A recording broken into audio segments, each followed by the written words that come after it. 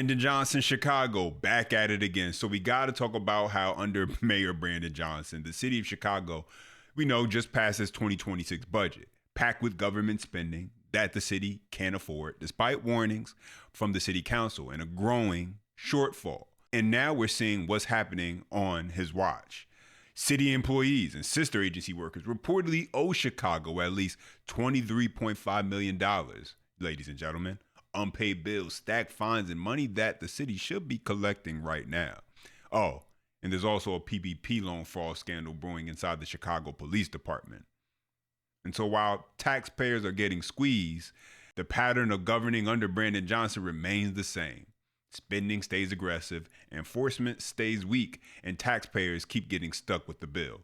As always, smash that thumbs up button. That's how I know you like the video. Subscribe to the channel for more and share this video. That way more people see what's really going on. Welcome back to Good Day Chicago. Several more Chicago Police Department workers are being accused of fraudulently obtaining paycheck protection loans, those PPP loans, during the pandemic. And that's not the only new revelation. Inspector General Deborah Witzberg's latest report discovered, and she's here to talk a little bit about it. Thanks for coming in. Thanks for having me. So, I think this is so discouraging to hear because you trust the Chicago Police Department. You think that everybody working there has been vetted and is doing the right thing, but I know you can't share all of the specifics, but tell me what your report found. Well, of course, that's right. There's a huge amount of good and honorable work being done in the uniform of the Chicago Police Department every day. There are also people breaking the rules, and when that happens, it's our responsibility to hold them accountable. So in the quarterly report that we issued just last week, we found that 2 additional CPD members, in addition to those we reported on so far, obtained PPP loans by defrauding the government. They made false statements in order to obtain those loans, and those people don't get to be police officers anymore. You don't get to both defraud the government and work for the government, and it is never more important than with our Chicago Police Department members that we can trust what people say. So what happened to those employees then? We asked the Chicago Police Department to fire them, to separate them from the department, and CPD has agreed to do so.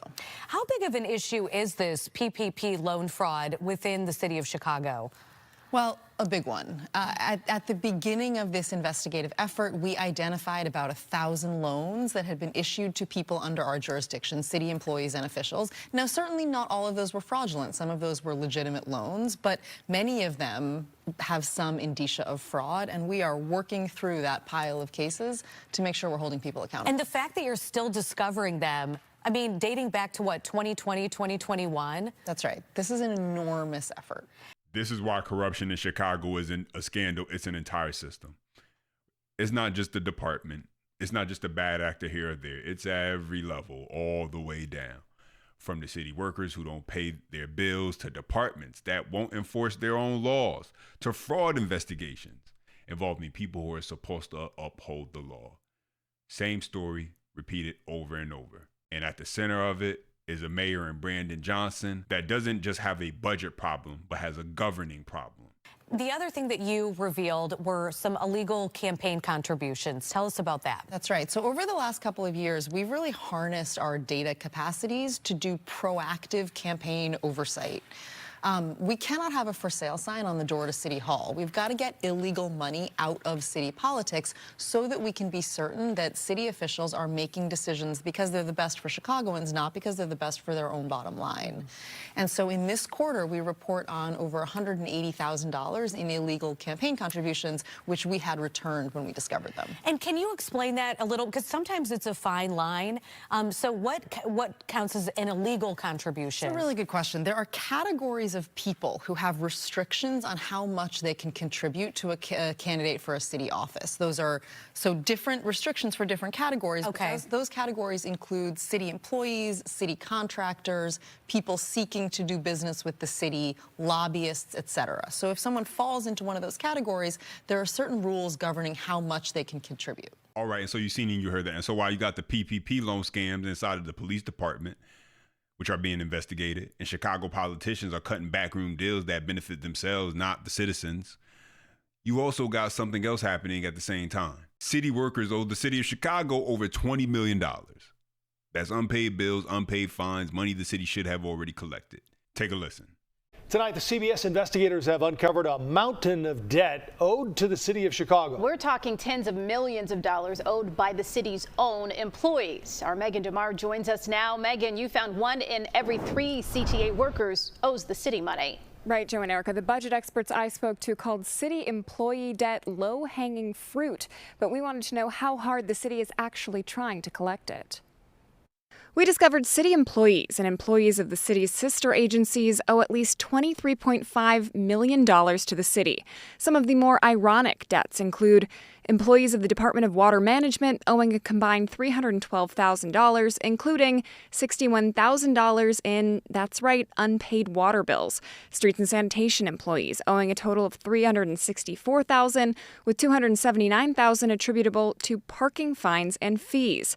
And CDOT employees owing $202,000 in total debt, most of which, or $145,000, stems from, you guessed it, parking-related violations. But it's 2 sister agencies that have employees with the most debt. Employees of the Chicago Board of Education owe nearly $10 million, and CTA employees owe nearly $9 million. One of the things that they should be called upon to do is to pay up in the same way that regular taxpayers who are paying their salaries are being called upon to pay up. Civic Federation President Joe Ferguson says the city has developed a reputation for not being terribly ambitious on debt collection, but employee debt would be some of the easiest to collect. No, it doesn't solve the overall problems that we have, but a lot of the solving is actually in small bits. He and Better Government Association President David Greising.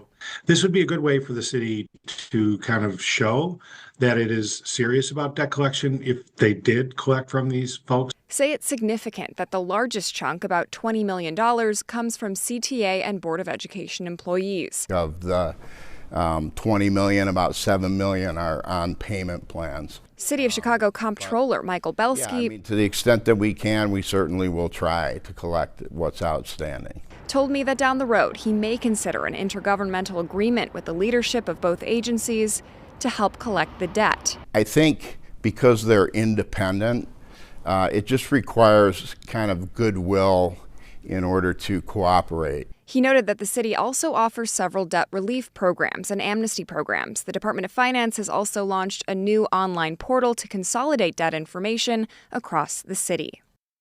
Belsky also explained that the City of Chicago and sister agency employees are subject to routine debt checks, including during the hiring process. They must resolve outstanding debt or enroll in approved payment plans before they start work.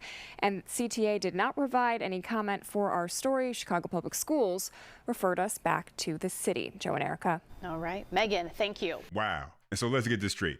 You got people who work for the water department saying, I'm not paying my water bill.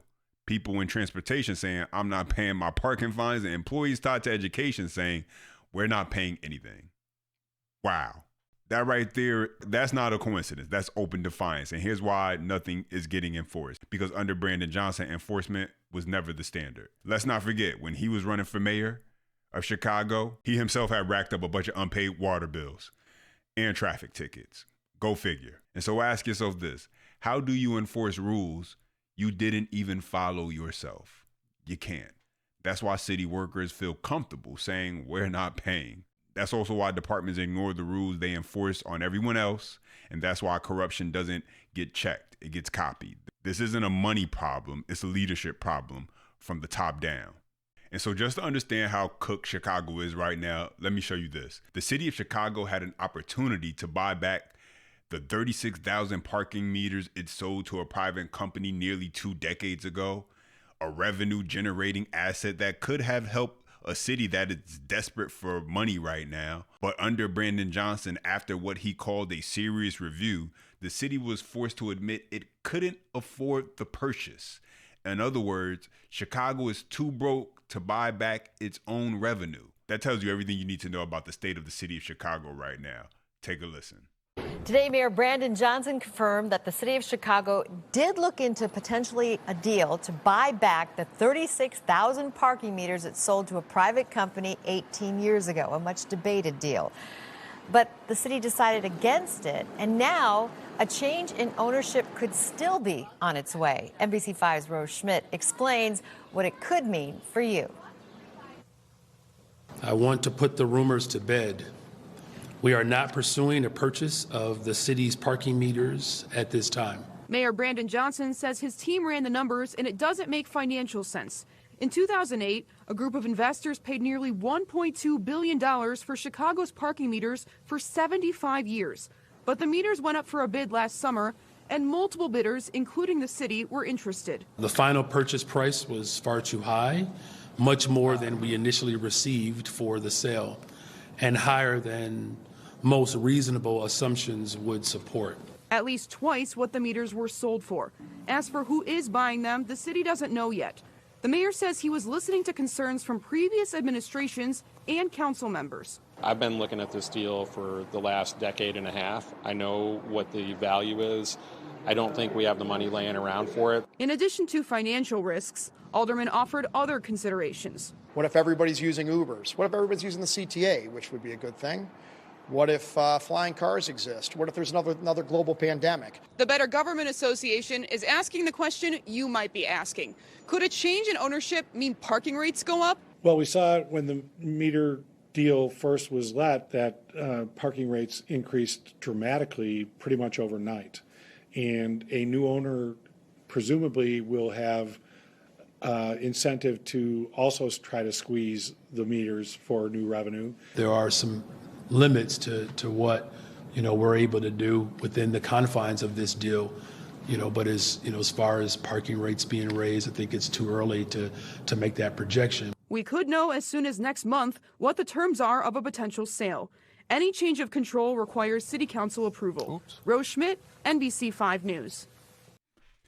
It's honestly sad to watch Chicago end up like this. This is one of the great major cities in the country, and yet under Democrat leadership, we're watching it steadily decline. And right at the center of it is Brandon Johnson and a brand of progressive politics that believe the answer is always more government spending, higher taxes, and less enforcement. But when you spend more, collect less, and refuse to enforce the rules, you don't create compassion, you create chaos. And that's how cities don't just struggle, they end up sinking into the abyss. What we're watching happen to Chicago isn't accidental, it's the result of how Chicago is being governed. But those are my thoughts. Now let's hear from you. Drop your comments down below. As always, smash that thumbs up button. That's how I know you like the video, and subscribe to the channel for more. And as always, until next time.